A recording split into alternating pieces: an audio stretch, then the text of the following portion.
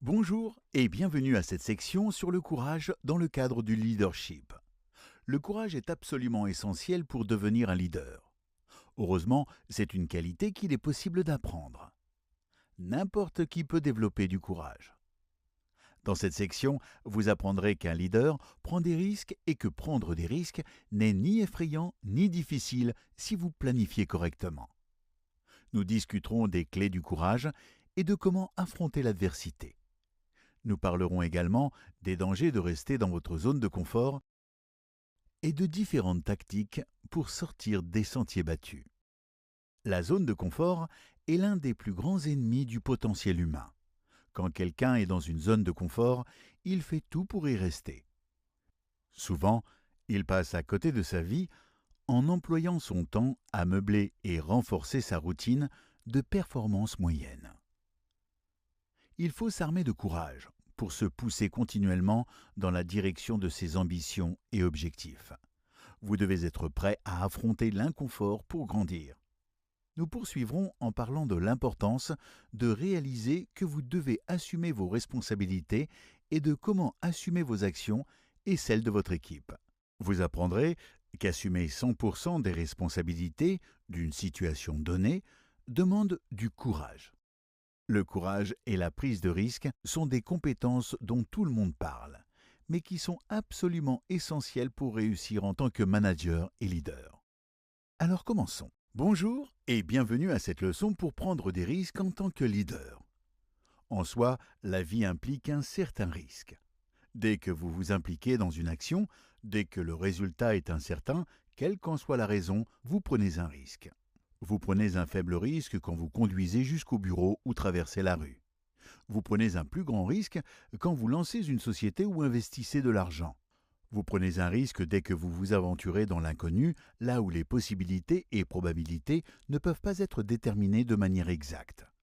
Du moment où vous vous levez le matin à celui où vous vous couchez le soir, et même pendant votre sommeil, vous êtes face à un certain degré de risque. Il ne s'agit donc pas de prendre ou non des risques.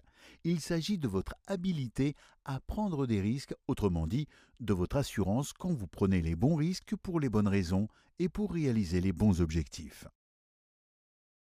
Chaque grand saut en avant dans l'humanité commence par un acte de foi envers l'inconnu.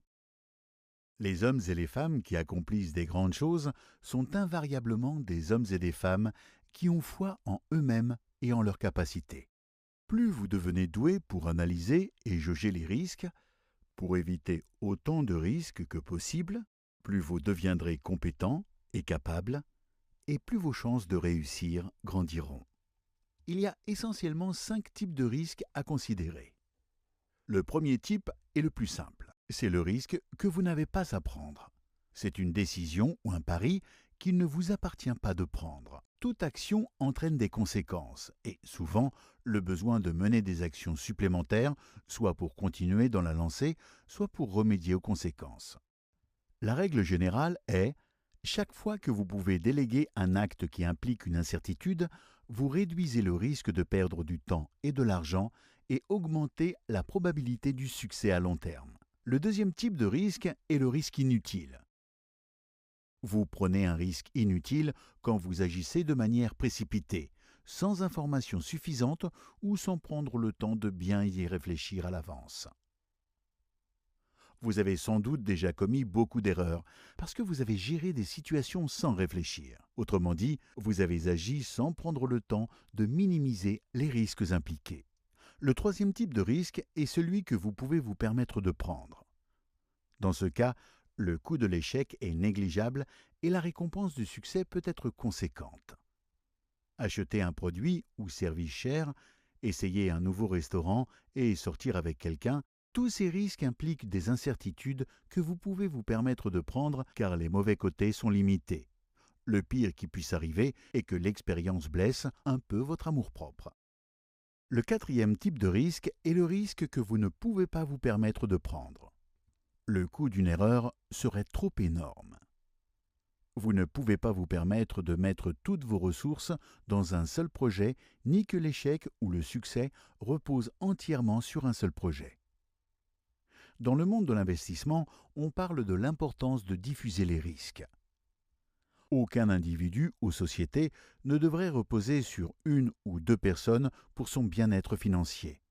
Une des meilleures manières de minimiser la prise de risque est de développer des alternatives à ce que vous faites actuellement. Plus vous avez d'options, plus le risque diminue, plus la probabilité de réaliser vos objectifs et d'atteindre le succès augmente. Le cinquième type de risque est celui que vous ne pouvez pas vous permettre de ne pas prendre. Le revers de la médaille pourrait être coûteux, mais le bon côté est si excitant qu'il vaut la peine de prendre ses chances. Parfois, vous recevrez une offre d'emploi que vous ne pourrez tout simplement pas refuser. Bien qu'il y ait une perte au potentiel, le bon côté pourrait être phénoménal. Les tactiques dont nous avons discuté durant les leçons sur la vision sont une bonne manière de surmonter la peur de prendre des risques. Vous fixer et écrire des objectifs clairs et mesurables et réexaminer régulièrement ces objectifs. Quand vous avez des plans et objectifs clairs, que vous travaillez continuellement à leur accomplissement et évaluez vos progrès chaque jour, vous verrez ce que vous faites bien et comment améliorer vos performances. Vous vous sentirez plus compétent et capable, et mieux dans votre peau. Vous serez plus vigilant et prêt à assumer des défis plus importants à l'avenir. Vous vous sentirez maître de votre destin et capitaine de votre âme. Et votre peur de prendre des risques diminuera de plus en plus. Une des meilleures manières de développer votre capacité à prendre des risques intelligents est de faire ce qui vous fait peur consciemment et délibérément, un pas à la fois. Sauter d'un avion sans parachute, ce n'est pas prendre des risques, c'est plutôt être idiot. Ce que vous devez faire, c'est résister à la tendance naturelle de vous reposer dans votre zone de confort, d'autosatisfaction et de basse performance. Choisissez une de vos peurs et traitez-la comme un défi et une opportunité de grandir et de devenir quelqu'un de meilleur. Affrontez votre peur, contrôlez-la, maîtrisez-la et continuez à avancer indépendamment de vos peurs. Voilà la marque d'un leader. N'oubliez pas que l'avenir appartient aux preneurs de risques. Bonjour et bienvenue à cette leçon sur comment sortir et rester hors de votre zone de confort. La zone de confort est sans doute le plus grand ennemi du succès chez l'homme. C'est la tendance naturelle de l'être humain à se complaire dans ce qu'il a l'habitude de faire, quoi qu'il se passe autour de lui, et à résister à tout changement, qu'il soit nécessaire ou demandé. Voici l'exemple d'une société qui est restée dans sa zone de confort et qui en a payé le prix. Nokia a dominé le monde des téléphones portables pendant une décennie. Ce sont les ingénieurs de Nokia qui ont inventé le smartphone, ainsi que la tablette ordinateur. Mais quand les ingénieurs ont présenté cette percée technologique au cadre pour la faire approuver, ceux-ci leur ont dit de retourner à leur labo et d'arrêter de travailler sur un produit qui pourrait rivaliser avec le téléphone cellulaire Nokia traditionnel. Peu après, Apple a exploité ces concepts, développé sa propre technologie pour créer l'iPhone et l'iPad et a totalement révolutionné le monde des téléphones et tablettes, laissant Nokia loin derrière. Tout cela parce que des cadres ne voulaient pas sortir de leur zone de confort. La zone de confort est une barrière naturelle à la créativité. Les gens ont une tendance naturelle à résister aux nouvelles idées, à refuser tout ce qui est nouveau ou différent. Prenez un moment et demandez-vous, votre société encourage-t-elle son personnel à prendre des risques et à suggérer de nouvelles manières de faire ? En tant que leader, pouvez-vous faire plus pour encourager la créativité et la prise de risque ? Dans toute organisation, il existe une relation directe entre créativité et bonheur. Les employés et cadres heureux et appréciés sont toujours plus créatifs. Quand les gens se sentent appréciés, importants et respectés dans une organisation, des bulles de créativité se forment naturellement. L'optimisme, la bonne humeur et le rire encouragent la créativité. Alors comment stimuler votre créativité et celle des autres, sortir et rester hors d'une zone de confort ? Voici 3 conseils faciles. Commencez par votre état d'esprit. Si on vous présente un nouveau projet ou tâche qui vous fait douter, forcez-vous à prendre les choses en main et commencez par vous dire « je peux y arriver, je peux y arriver ». Répétez-le en boucle. Tout changement ou amélioration dans le comportement externe commence par des améliorations dans le concept de soi, la manière dont nous nous voyons et sentons, ce que nous pensons de nous-mêmes. Autrement dit, tout changement dans le monde extérieur, dans l'individu extérieur, commence par des changements dans le monde intérieur. Commencez en interne en vous disant « je peux y arriver » et manifestez le changement en externe en sortant de votre zone de confort. Deuxièmement, prenez votre temps. Parfois, ralentir la cadence suffit à vous rendre légèrement mal à l'aise et vous sortir de votre zone de confort. Si vous vous sentez écrasé par un projet, utilisez ce que j'appelle la méthode tranche de salami. Listez vos idées et prenez votre temps pour écrire chaque composant ou étape dans l'ordre. Ensuite, engagez-vous à avancer une étape à la fois jusqu'à ce que votre projet inconfortable soit complété. Et dernièrement, réalisez que le pire qui puisse arriver quand vous essayez quelque chose de nouveau est d'échouer. C'est tout. Essayer quelque chose de nouveau est une victoire en soi, et vous risquez uniquement d'apprendre quelque chose en chemin. Comme Thomas Edison l'a dit quand il travaillait sur l'ampoule électrique, « Je n'ai pas échoué, j'ai simplement trouvé 10 000 solutions qui ne fonctionnent pas ». Une assurance calme et la créativité sont les forces les plus puissantes que vous puissiez développer pour stimuler votre subconscient et vous donner de bonnes idées. Votre rôle est d'accepter que vous êtes un génie, puis les idées vous viendront naturellement et en abondance. Bonjour et bienvenue à cette leçon sur comment assumer vos responsabilités et avoir le courage de rendre des comptes même quand vous échouez. Si vous voulez être un leader, vous devez être prêt à assumer la responsabilité des résultats et surtout vouloir de cette responsabilité. Un des aspects d'un bon leadership est d'avoir le courage de rendre des comptes sur le succès de votre organisation. Si quelque chose va de travers, vous devez être prêt à porter le chapeau. Vous devez également refuser de critiquer les autres, quelle qu'en soit la raison. Refusez de vous plaindre de la situation. Et supprimez les phrases comme « et si seulement » de votre vocabulaire. Concentrez-vous sur ce que vous voulez et où vous allez. Si quelque chose doit être réglé, prenez sur vous de le régler.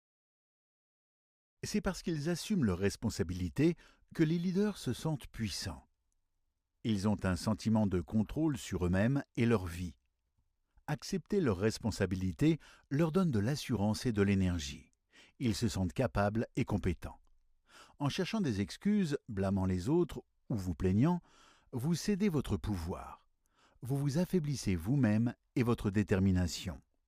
Vous vous persuadez que vous n'avez aucun contrôle sur les événements. Les grands leaders pensent avoir le contrôle, sans quoi ils ne peuvent pas être des leaders. Au lieu de prendre l'initiative, ils seraient passifs et résignés. Même si vous travaillez dans une grande entreprise, vous devez être entreprenant. Les leaders s'imaginent être présidents de leur propre société de services personnels et ont une attitude d'entrepreneur. Cette attitude accentue leur sentiment de responsabilité. Un leader qui assume ses responsabilités a 7 responsabilités clés qui ne changent jamais indépendamment de la situation et de l'organisation et devraient être prises dans une certaine mesure chaque jour. D'abord, les meilleurs leaders fixent et réalisent leurs objectifs. Ils identifient exactement ce qui doit être accompli dans chaque domaine majeur de l'organisation et sont capables de réaliser ces objectifs. Autrement dit, vous devez soit fixer, soit mettre à jour des objectifs de croissance de vente et de rendement global. N'omettez aucun domaine. Lors de la planification stratégique, pour atteindre ces objectifs, assumez la responsabilité de comment ces objectifs sont atteints et, s'ils ne le sont pas, tirez-en une leçon. Deuxièmement, innovez et promouvez continuellement. Ne vous contentez pas de poursuivre ce que vous et votre organisation faites depuis toujours, car ce n'est pas comme ça que vous attirerez de nouveaux clients. Ce n'est pas comme ça que vous atteindrez les objectifs que vous avez fixés dans la première responsabilité. Vous devez continuellement innover et trouver des manières nouvelles, meilleures, plus rapides, faciles et abordables d'effectuer le travail. Troisièmement, résolvez les problèmes et prenez des décisions. C'est à vous de surmonter les obstacles et les barrières sur la voie du succès et de prendre les décisions difficiles qui accompagnent votre poste. Chaque objectif non réalisé est un problème non résolu. Ne pas atteindre vos objectifs de vente est un problème non résolu. Vous faire continuellement battre sur votre marché est un problème non résolu. La quatrième responsabilité clé est d'assumer complètement la responsabilité de fixer des priorités pour votre équipe et de vous concentrer sur les tâches les plus importantes.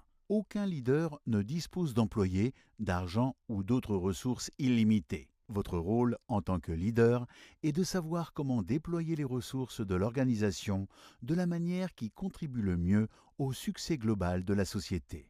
Cinquièmement, soyez un exemple à suivre. Les autres surveillent vos actions et imitent votre comportement et attitude. Dans votre caractère, votre personnalité et vos habitudes de travail, vous devez montrer l'exemple que vous désirez voir chez les autres. Sixièmement, persuadez et inspirez les autres à vous suivre. Les leaders encouragent leurs équipes, services et départements à croire à leur vision, leur mission et les objectifs spécifiques qu'ils ont fixés pour l'organisation. Un leader sans partisans n'est pas un leader, quelle que soit sa position. Nous parlerons plus en détail de la motivation dans le leadership et de son importance dans la section suivante. Et dernièrement, la septième. La responsabilité d'un leader est d'obtenir des résultats. En tant que leader, il est attendu de vous que vous obteniez des résultats et fassiez votre travail. Pas d'excuses, pas de raison acceptable de ne pas les obtenir. C'est la responsabilité la plus critique de toutes. En tant que leader, vous devez vouloir être responsable et assumer cette responsabilité. Vous devez vouloir être responsable des autres et de leurs résultats. Vous devez assumer ces responsabilités. Quand vous ressentez le désir de mener, vous ne laissez pas les circonstances extérieures vous ralentir. Voilà pourquoi ceux qui ont en eux le feu du leadership n'attendent pas qu'arrive le bon moment. Le bon moment, c'est maintenant. Une des compétences de leadership les plus cruciales liées au courage, c'est d'être capable d'initier des discussions difficiles avec des membres de votre équipe et de les mener avec succès. Pensez à la semaine ou au mois qui viennent de se passer. Vous pouvez certainement identifier une situation, une conversation que vous ne vouliez pas nécessairement avoir. Peut-être que la simple pensée d'avoir cette conversation vous a rendu anxieux, mal à l'aise. Il se peut que votre anxiété, avant cette conversation, ait été bien pire que la conversation elle-même. En vérité, les conversations difficiles n'ont pas besoin de l'être. Il suffit de savoir comment les mener. Dans cet exercice, nous allons pratiquer comment mener une conversation difficile avec un collègue, ami ou membre de votre famille en suivant des étapes spécifiques nécessaires pour assurer le succès des deux côtés. Avant de vous lancer dans une conversation, identifiez le sujet de la conversation en question. Quel est l'objectif final idéal de cette discussion? Il est impératif de le déterminer avant d'impliquer l'autre partie. Si vos objectifs personnels ne sont pas clairs, l'autre ne pourra certainement pas identifier clairement son implication ou savoir comment répondre. Quelques exemples sont de donner un feedback constructif, de proposer un objectif agressif qui pourrait s'accompagner de réticence ou de trouver une solution à un problème qu'un autre pourrait ne pas accepter. Une fois que vous avez déterminé votre objectif idéal, planifiez les points clés de la conversation à l'avance. La liste n'a pas besoin d'être détaillée. En réalité, plus elle est brève, mieux c'est. Mais avoir une liste de points clés pour guider votre discussion vous aidera à garder le cap sur les objectifs de la conversation. Voici quelques points utiles pour cadrer votre conversation. Le premier point devrait être « Pourquoi initiez-vous cette discussion ?» Répondez-y immédiatement afin que les deux parties soient sur la même page. Le deuxième point devrait être « Qu'espérez-vous retirer de la discussion ?» Répétez ce que vous avez décidé à la première étape. Le troisième point devrait être « Assumer la responsabilité du problème ». Souvenez-vous que vous êtes responsable. Assumer la responsabilité, ce n'est pas nécessairement être fautif ou blâmer l'autre. C'est assumer la situation et reconnaître que vous faites partie du problème. Le quatrième point devrait être de comprendre. Même si c'est difficile, la meilleure approche à une conversation difficile est d'écouter avec autant de compréhension, d'empathie et de compassion que possible.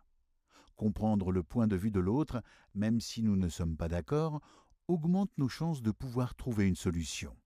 Accordez à votre collègue le temps dont il a besoin pour dire ce qu'il a à dire. Le cinquième point devrait être de trouver un terrain d'entente sous forme d'une résolution. Restez direct et ouvert pendant toute la conversation. Quand les deux parties se sont exprimées jusqu'au bout, ramenez la conversation vers la résolution. Répondez à la question « Et maintenant ?» ensemble. Lorsque vous avez écrit vos points clés, l'étape suivante est d'inscrire cette conversation dans votre agenda. La programmer vous poussera à l'avoir. Le jour de la conversation, n'hésitez pas à vous vider l'esprit si quelque chose vous dérange.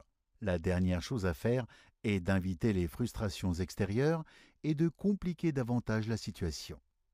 Lorsque vous parlerez à votre collègue, restez en terrain neutre en employant des déclarations à la première personne.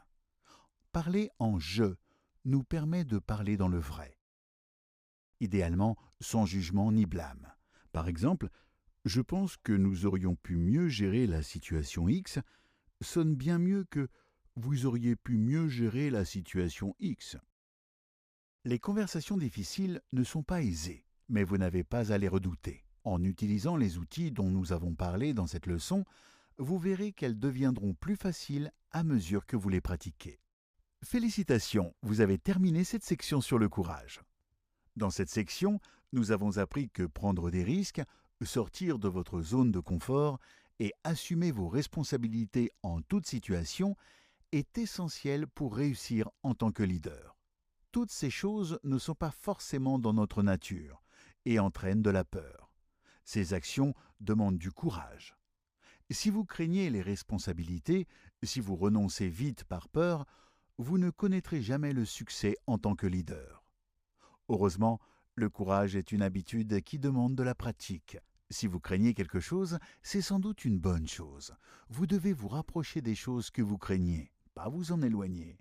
Plus vous affrontez vos peurs, prenez des risques calculés, sortez de votre zone de confort et apprenez, plus votre courage grandira. Une de mes citations préférées est « Agissez avec audace et des forces invisibles vous viendront en aide » de Dorothea Brande.